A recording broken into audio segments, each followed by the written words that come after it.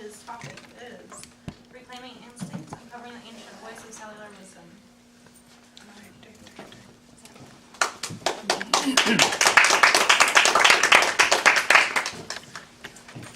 Good, Heidi? Did you do that?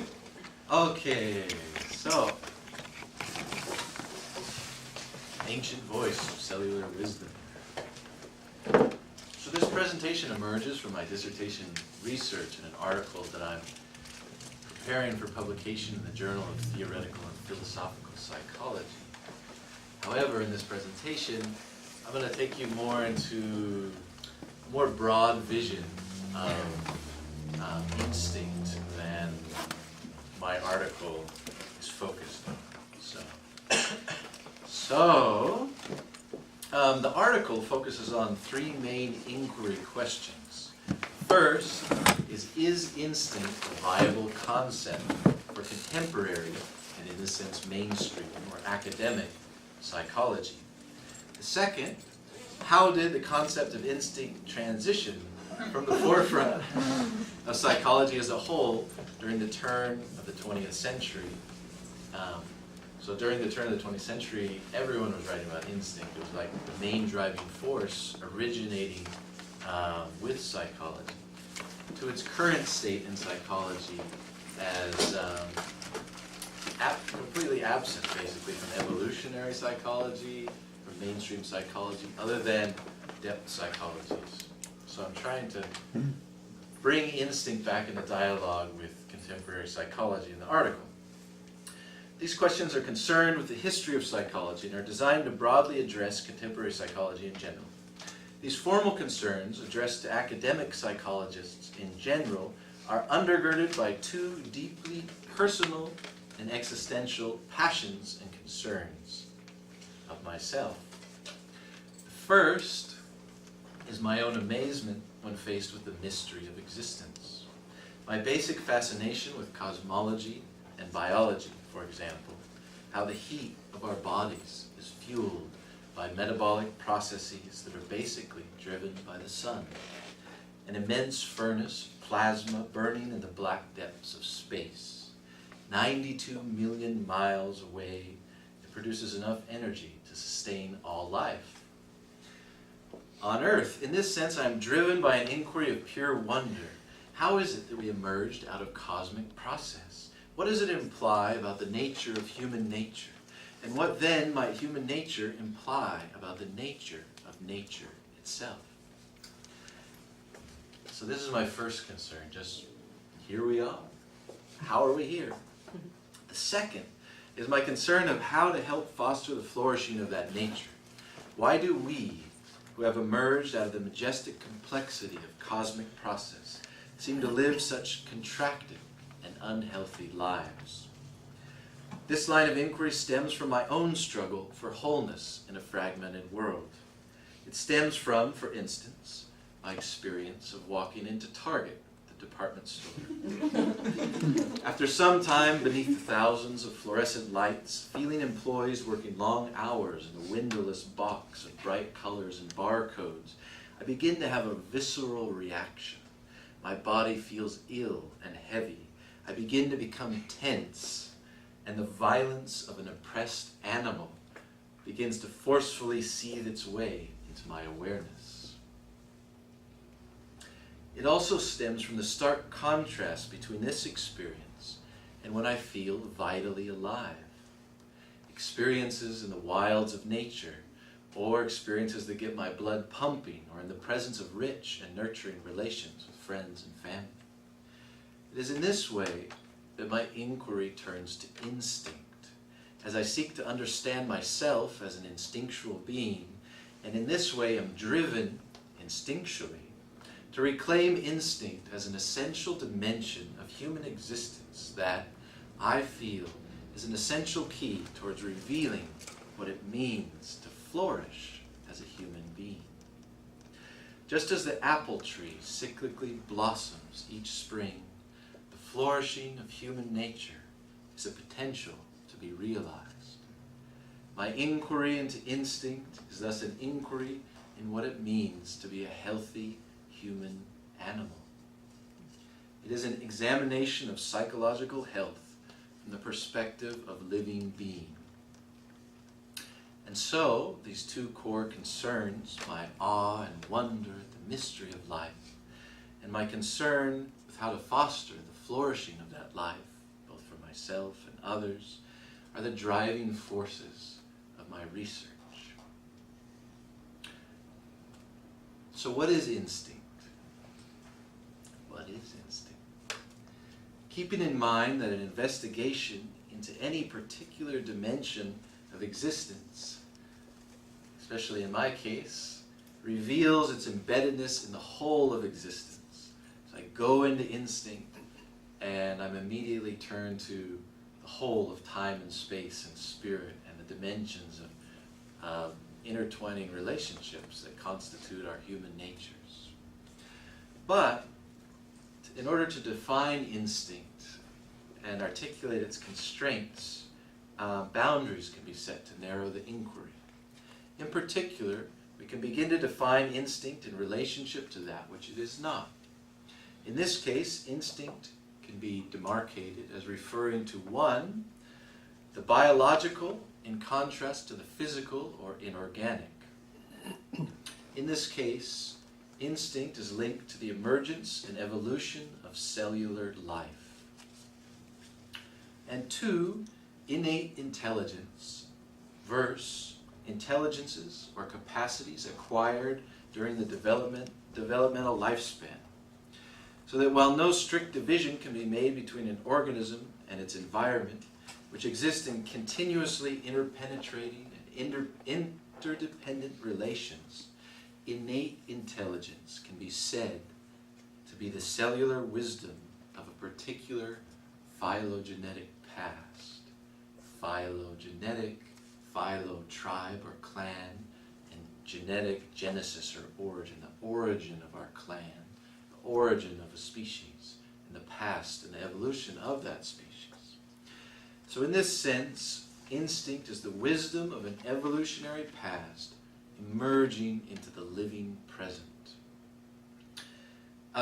It's in this sense that I've developed the term phylogenetic resonance.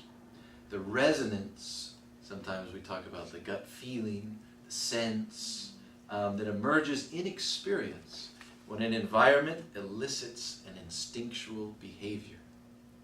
This resonance exists as a result of the complex interactions of ancient cellular intelligences informing our awareness. A typical example in instinctual theory is the question of how a baby sea turtle knows to scramble down to the sea once it emerges from its nest. The traditional concept of instinct portrays the cause of the turtle's behavior as the result of fixed genetic mechanisms determining fixed patterns of behavior. So there's a static relationship between a predetermined mechanism determining a particular pattern of behavior. So this mechanistic portrayal is an example of a rigid genetic determinism. In my account of instinct, however, the turtle moves to the sea because the sea is phylogenetically resonant with its biological identity. Over millions of years, the sea turtle has developed sophisticated swimming, breathing, and reproductive strategies to exist comfortably in the sea. In simple terms, the cells of the turtle inform the whole of its awareness, such that the turtle knows the sea to be its home. A similar resonance is invoked in humans when a relatively well-adjusted and healthy human being is faced with an environment of rich natural beauty. Standing before a waterfall in the wilds of nature, there is a corporeal resonance such that our cellular past communicates something very important to our awareness about the health of this place. In other words, our cells know how we might flourish, perhaps better than we do.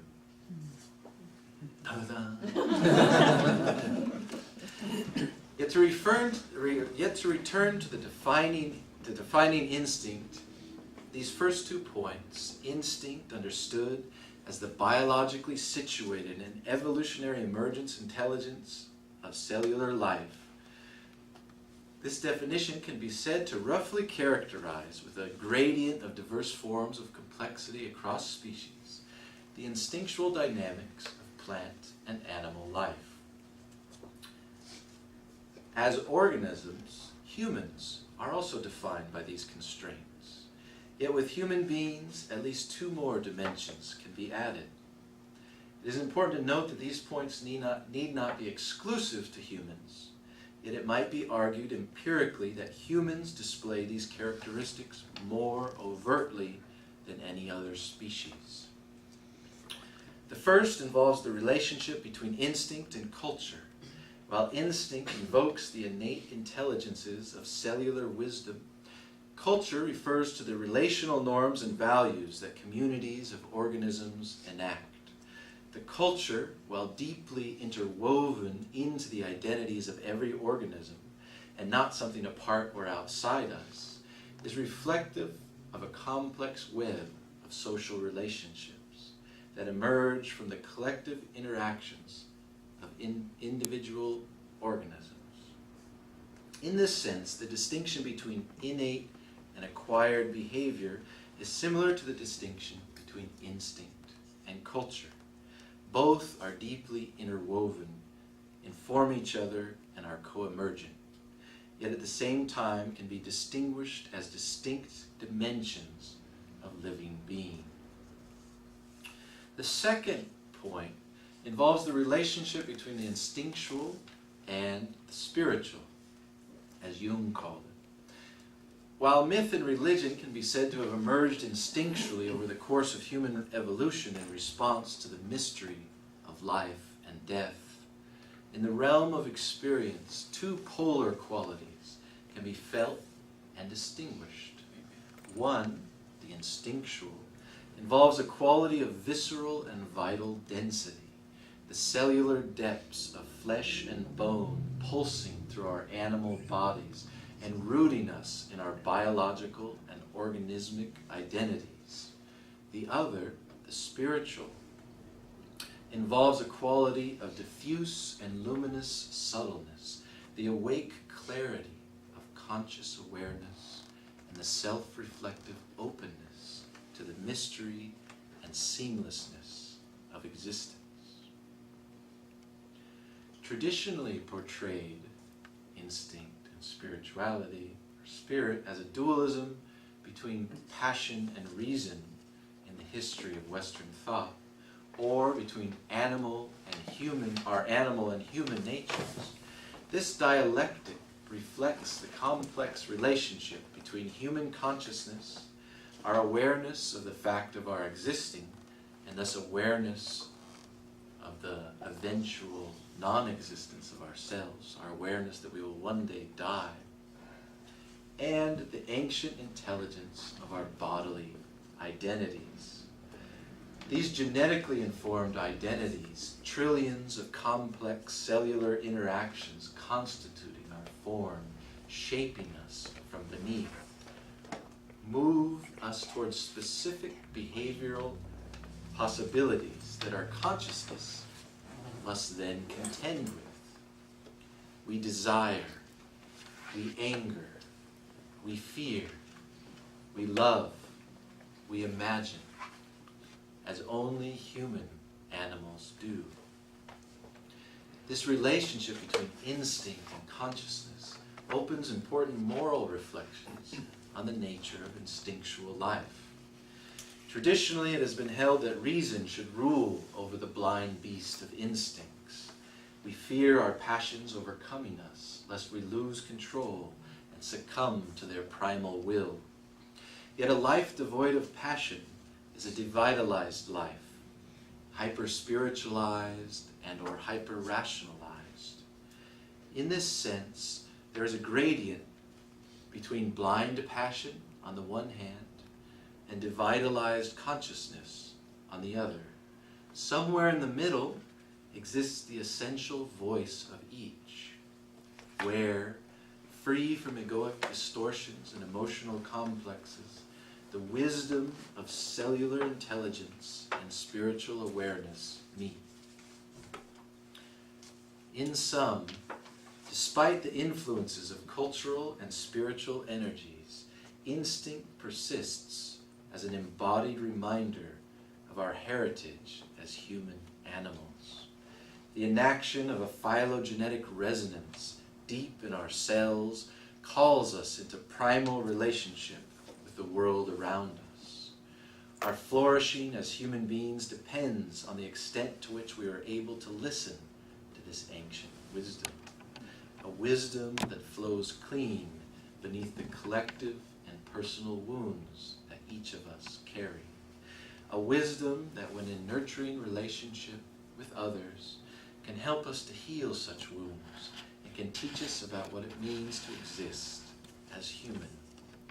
Instinct, in harmony with our spiritual natures, waits to teach us about what it means to live vitally and passionately, and in this way manifest our life potentials for ourselves and for the world and for contemporary psychology. Thank you.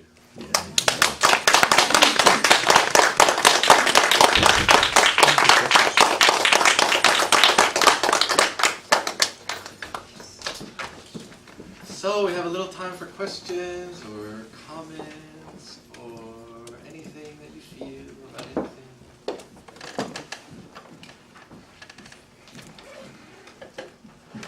In doing this research, did you have an experience of getting in closer touch with your own instincts and form a more personal partnership with your instincts?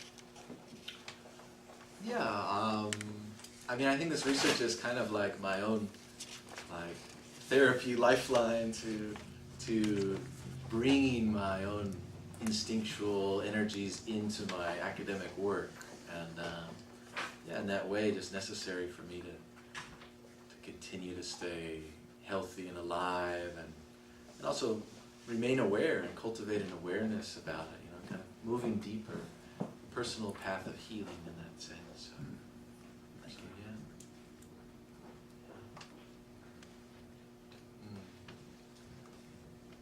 Yeah, it was interesting that first I found myself writing about instinct, and you know, it's easy to get lost, especially when you're writing your dissertation. It's like there's all these books and research and history, and then you're like, why am I writing about this anyway? You know, what's going on here? And then you come back. This presentation helped me to like come back, you know, and I try to craft this presentation more for me or more for why am I doing this and why. Because, you know, when you have to do the academic thing, it can, you know, there's a lot there. There's a lot. It's easy to get caught up in it. And important to step out, too, and remind myself what is happening here and what's going on. So, yeah. Thank you. Hey Sam, thanks for the talk. When animals and humans, for that matter, instinctively are able to procreate, it seems like it's somewhere in there, in being able to actually do the nuts and bolts of it, there's a pretty sophisticated map that there's an other out there that's got a body a lot like mine, but with important differences, and I kind of have something inside that knows what goes with what and all that stuff. Do you have any idea what that map is made of, or where? Is it intuited? Is it from the echo of everything that's come before, or is it programmed into some kind of wiring? You get a flash of that at all? Yeah, I mean, that's one dimension of instinctual life, you know, sexuality and desire and relationship and the sense in which, yeah, I mean, my concept, phylogenetic resonance, is this sense in which, yeah, I mean, you are born from the union of, you know, sperm and an egg, you know, the chromosomal unification and development, and so there's a sense in which that unification and that growth of that cellular entity and embryo and the morphological changes and development, it's in your bones, in your blood, it's in your rather than explaining it as pre-programmed circuitry, which I try to stay away from because it's very more mechanistic, there's like this just deep, organic, dynamic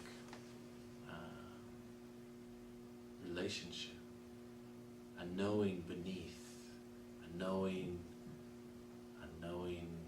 yeah, a mystery. I mean, just like the little sea turtles, how do they know, that most of them, except for a couple species, emerge from their nest only at night, because there's less predators at night. And they're like 1 day old, it takes them almost a week to climb out of the sand. And then they know, I'm not going out until it's nighttime. No one's been there to teach them, but they know. And they know to swim down to the sea. So very similarly, when you're approached with a member of the opposite sex or a similar sex, or whenever there's a knowing in your body to meet, to unify in a similar way. And so part of the process psychologically is, how do you cope with that desire or that energy, or that instinctually I might be drawn to meet passionately and sexually with everyone here, or with particular energies or particular resonances. And that's this interplay between this instinctual wisdom and conscious awareness, to the extent where I can be aware of, perhaps I don't want to overpopulate the world, impregnating every woman I see, or perhaps, I want to engage things differently, and also be in integrity with certain cultural, social values that I hold. But how does that instinctual energy get expressed? And how does it not be denied? And so the whole process of healing opens up, where this instinctual passion is brought into conscious awareness bit by bit, so that there's not a tension, an energetic tension.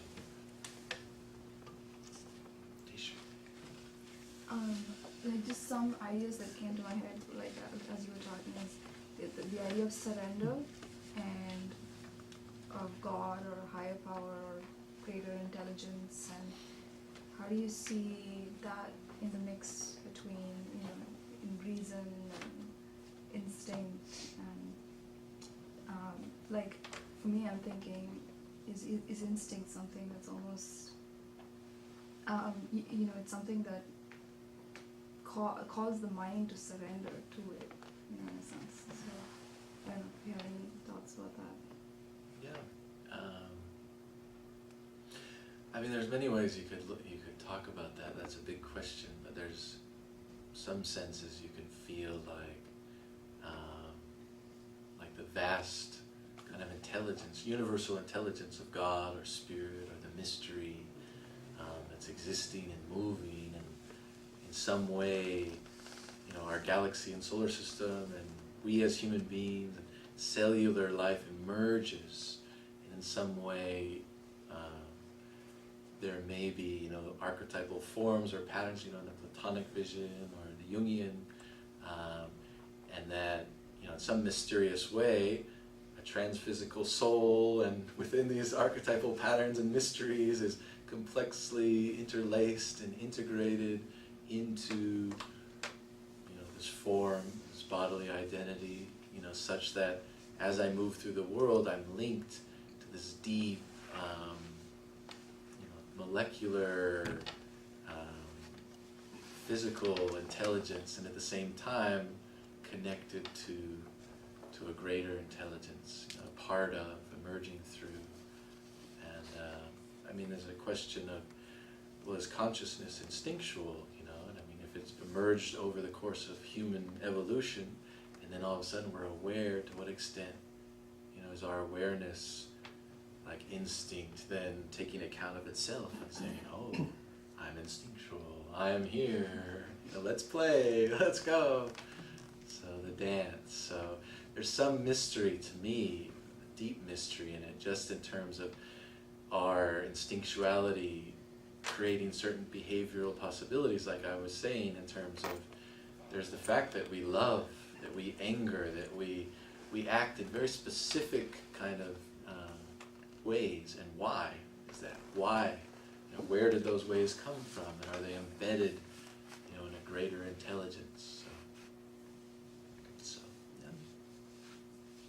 Thanks, Sam, for sharing your work with us.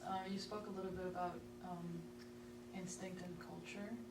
Can you say more about that, and would you be able to give an example? Yeah.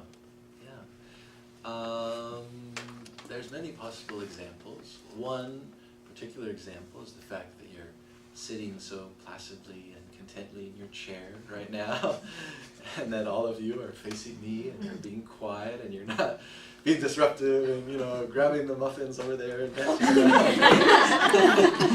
So that this matrix of social relationships that have been instinctually constituted in the sense that they're the result of all these relationships, have been present as you emerged as little Jordan and began developing and growing.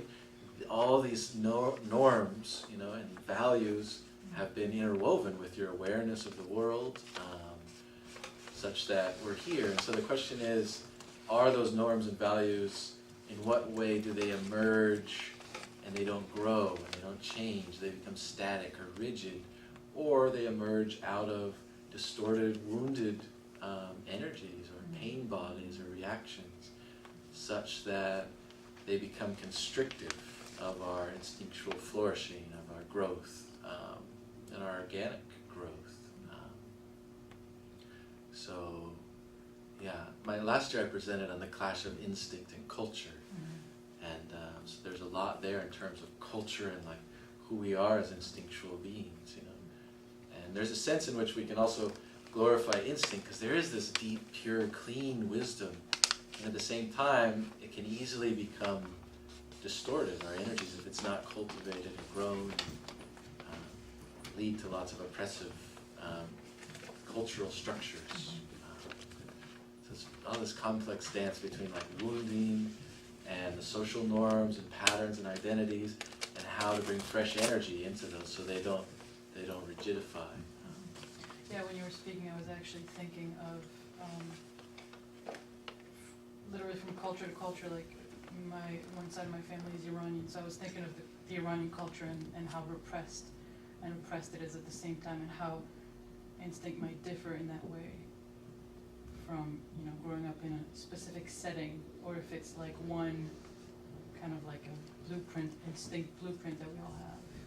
How that No. interaction. No, I mean, I think it's developed contextually, dynamically. So certain instinctual energies are going to be much more drawn out than others in different cultures, you know, to extreme degrees, really, depending on which energies are nurtured and which energies are denied.